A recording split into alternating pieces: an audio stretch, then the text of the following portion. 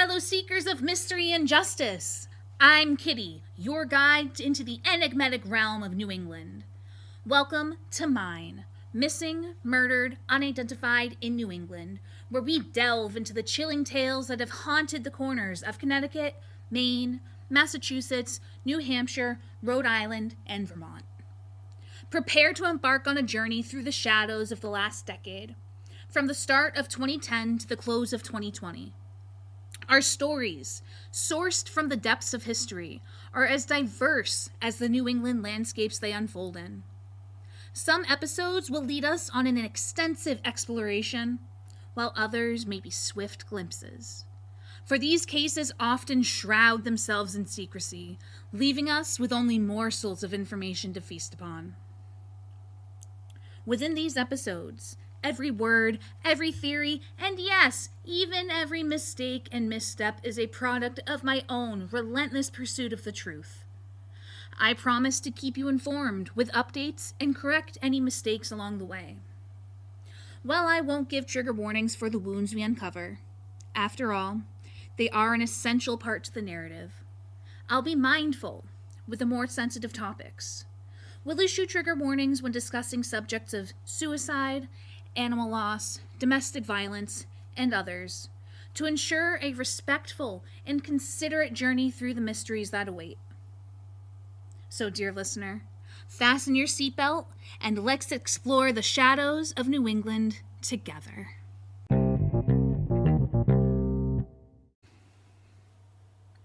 June 8th, 2011. Trigger warning: sexual assault. We know what happened to Bill and Lorraine Currier. They were tortured, sexually assaulted, and murdered by serial killer Israel Keyes. We know where their bodies are located, yet they are classified as missing because their remains have yet to come home. As Israel Keyes stayed at a hotel mere blocks away from the home of Bill and Lorraine Currier in the small town of Essex, Vermont, with a population of about 19,000. The Curriers were living their lives as usual. 49-year-old Bill Currier was kind and caring.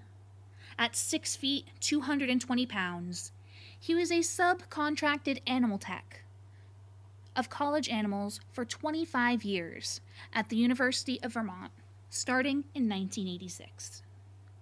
Bill wore Charmeau brand glasses, and an optometrist hadn't seen him in 4 years, though Bill should have been going yearly.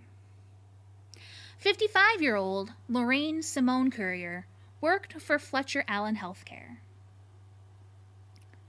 Neighbor Brandy Tomczyk said of the Curriers that they put energy into decking out their 8 Colbert Street ranch-styled home around the holidays, including piping Christmas music outside, though she didn't know them much beyond their festivities. The Curriers lived in Essex, Vermont, and were described by various people and outlets as reliable, responsible, and quiet. Which is why the couple, who were last seen by co-workers around 5 p.m. on Wednesday, June 8th, 2011, were reported missing the following morning of June 9th, 2011, at 10 a.m. A recently purchased handgun, the make and model of which were not originally released to the public, but later revealed to be a Roger handgun, and the Currier's vehicle were also reported missing at the time. Lorraine's no-call, no-show caused her sister-in-law, who she worked with, to call Bill. They found out Bill hadn't shown up either, and Bill's sister reported the couple missing. Suspicious disappearance was quickly upgraded to foul play, as both the Curriers' medications were left at home. Bill was diabetic and had a medical condition where vertebrae were fused together, causing a stoop, while Lorraine had a heart condition. Both required daily medication to maintain their illnesses. A broken window on the attached garage, a smashed door between the garage and the house, and other suspicious activity at the scene of the disappearance also led to the conclusion of foul play. 3 dozen law enforcement, some with search dogs, looked for the Curriers in Essex, and a mobile crime lab analyzed the scene. Lorraine bumped into friend Linda Platt 2 months prior to disappearing and confided that there was an unnamed man, a guy. At this point, I'm scared to death of him. It's like he's stalking me, Lorraine said. There is no mention if the stalker was Keyes or another person. Israel Keyes denied watching the victims more than a day or two prior to his nefarious activities. However, Israel could have easily lied and stalked the Curriers. We'll never know because Keyes completed suicide in jail prior to trial. Friends and family were always visiting the Curriers' home, and every Sunday a church group bus would appear. The Curriers' bank accounts and cell phones remained untouched and unused. On June 10th, their 1994 or 1996 green Saturn SL2 sedan was discovered 1 mile away from their home in an apartment parking lot on June 10th between two apartment buildings at 241 Pearl Street, Essex, near a dumpster, and witnesses claimed that a long-haired male was driving the vehicle. $10,000 was the reward offered for the location of the Curriers at the time of their disappearance.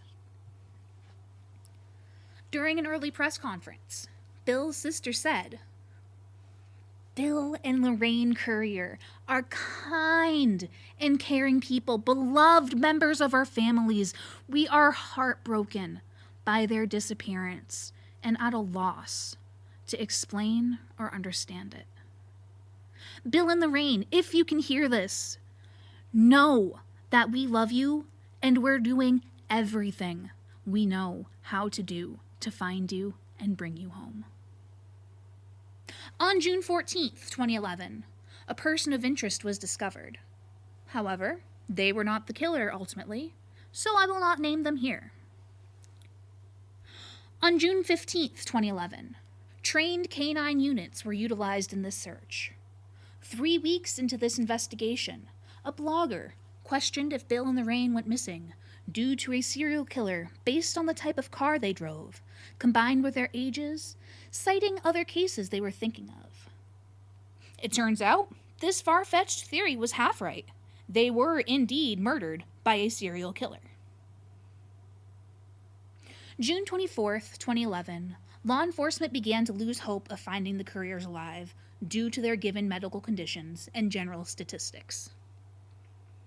Less than 1 month into the investigation, Essex, Vermont-based Burlington Free Press requested access to search warrants, police affidavits, and University of Vermont emails belonging to Bill. These requests were ultimately denied by the courts. The reasoning behind the press's request for information was due to the investigators sharing very little, and the press becoming frustrated with the whole ordeal. Law enforcement thought potential perpetrators may be assisted by information made public, and that is why they remained tight-lipped. Overall, there were 11 search warrants and 3 subpoenas issued in the hunt for the Curriers. Law enforcement searched 68 acres in Essex, which included the Winooski River and abutment off Route 15 in Essex, in a 2-day search with excavators and dogs. July 18th, 2011, foul play was officially announced. However, police were unsure if it was domestic related or if it were by an unknown person.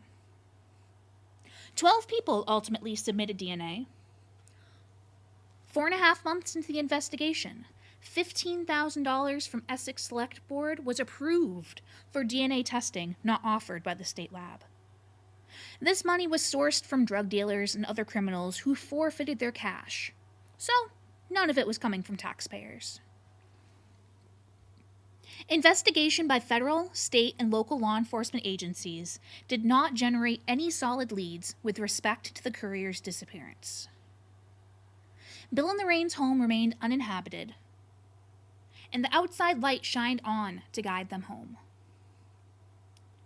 It wasn't until a young woman named Samantha Koenig went missing in Alaska, and her killer caught, did we finally get a chance to discover what happened to the Curriers. In April 2012, Albany Division received information from Anchorage Division that Bill and Lorraine were murdered in June 2011, and their bodies were left abandoned in a 2-story farmhouse in Essex, Vermont. Israel kidnapped the Curriers from their home, brought them to the farmhouse that would be their death site. Israel Keyes tied them in the basement while he took Lorraine upstairs and sexually assaulted her for several hours. Bill desperately tried to escape his bindings, but Israel heard, went downstairs. A fight ensued where Keyes struck Bill in the head with a shovel after putting a knife to his throat. Keyes then strangled Bill to death, went upstairs, and continued to torment Lorraine until bringing her downstairs and strangling her to death in the basement. In April 2012, investigators dug out the basement and sifted the contents. However, the Curriers' remains were not recovered. Investigation revealed that the abandoned farmhouse was demolished on October 26th and October 27th of 2011. Law enforcement went through the rock pile left at the property, the basement beneath, and the Curriers' bodies were not present. When the farmhouse was demolished, the basement of the farmhouse was filled in with the stone walls of the house. There were signs of decomposition, though, giving credit to Israel Keyes' story. The debris was first taken to the Williston, Vermont transfer station, then taken to Coventry landfill in Newport, Vermont, and was searched from May 7th, 2012 to July 20th, 2012. Investigators were unable to locate the remains of Bill or Lorraine Currier despite an 11-week valiant search. July 28, 2012, Israel Keyes' name is first made public and reports claim he has tips related to Bill and Lorraine, and is not tied to the then missing Selena Cass. This is where our story ends. Bill and Lorraine met a terrible end to their otherwise lovely lives, and no justice came of the passing of Israel Keyes. And if by some chance you are digging around in the exact location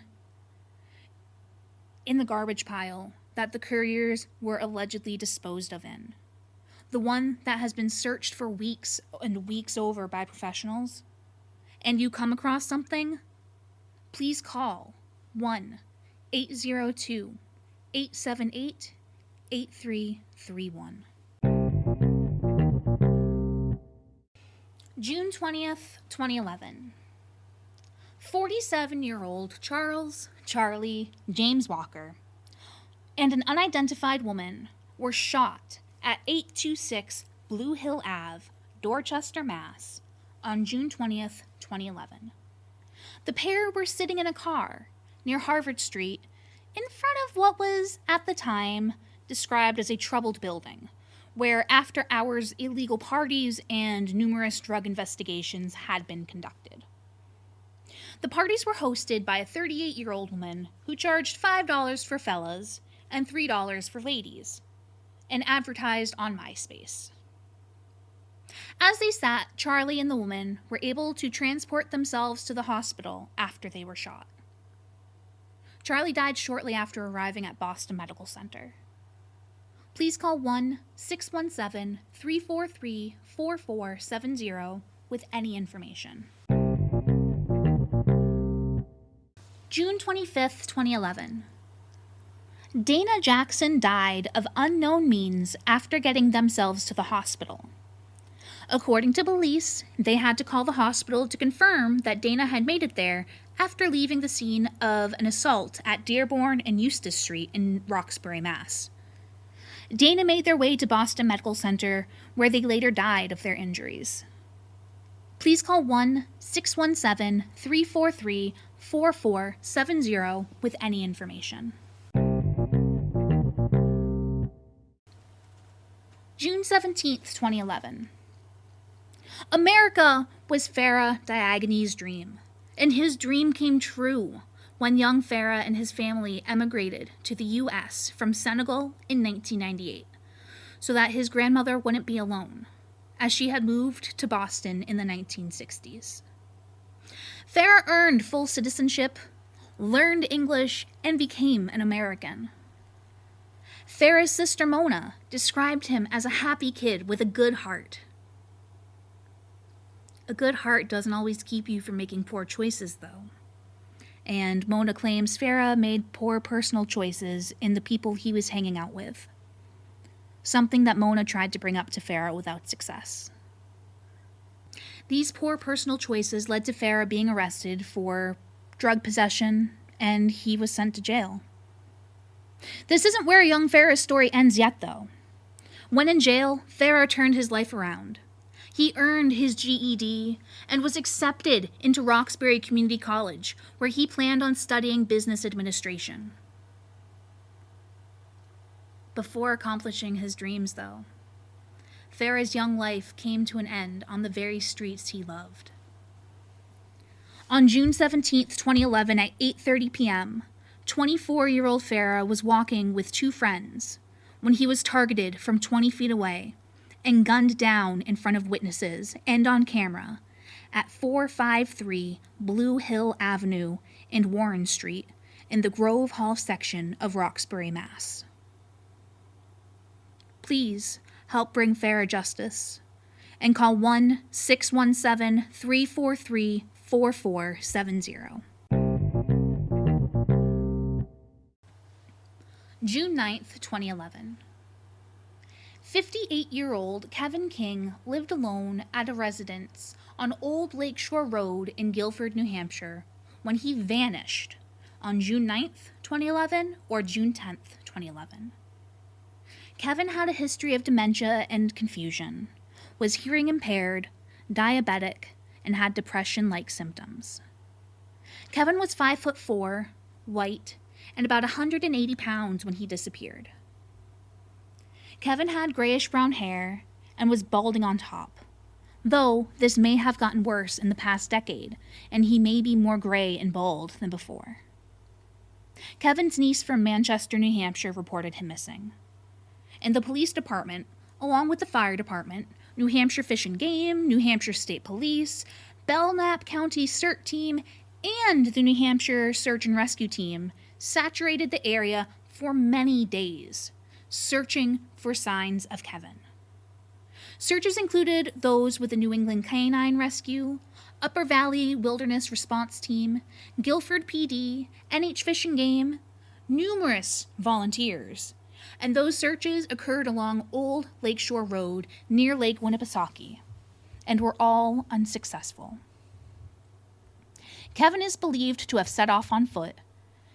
This was the beginning of Laconia Bike Week. After locking up his home and leaving his car and keys behind, then was likely picked up, as search dogs tracked him to the beginning of the mobile home park, and then the trail went cold. There is no evidence of foul play. Don Nason, an NH League of Investigators cold case unit, has taken an interest in this case. Please call 1-603-223-3860 with any information. June 29th, 2011. Nick Trotman was a 38-year-old father, self-employed barber from Trinidad. Nick was described as a just man, a kind, hard-working, decent man. Nick was the cousin of Philly Lapiste, who is a community activist and source of assistance to local police. Nick was recalled as a humble man, one not about violence, who'd much rather talk people down from any kind of confrontation. Nick was on his way home when an assailant shot him in the head at 1:42 a.m. outside of 45 Olney Street in Dorchester, Mass. Olney Street resident Seth Morgan said he heard the shooting and later saw the man's body on the sidewalk. I was with my younger brother, and I heard the 5 shots. My brother said those aren't firecrackers, and we came outside, saw the guy on the floor right on the sidewalk in front of my house. Witnesses said they heard an argument occur outside shortly before the shooting began. Nick's cousin Philly made the funeral arrangements, and the then police captain, Richard Sexton, took interest in the case because he and Philly had a good working community relationship. Nick left behind a then 13-year-old daughter. Please call 1-617-343-4470 or 1-617-494-8477 with any information. If you have any questions, concerns, complaints, please email me at minepodcast@gmail.com. All one word, and mine is spelled with 2 M's, 2 I's, 1 N, 1 E. Please include what your message is about in the subject line. Later, y'all.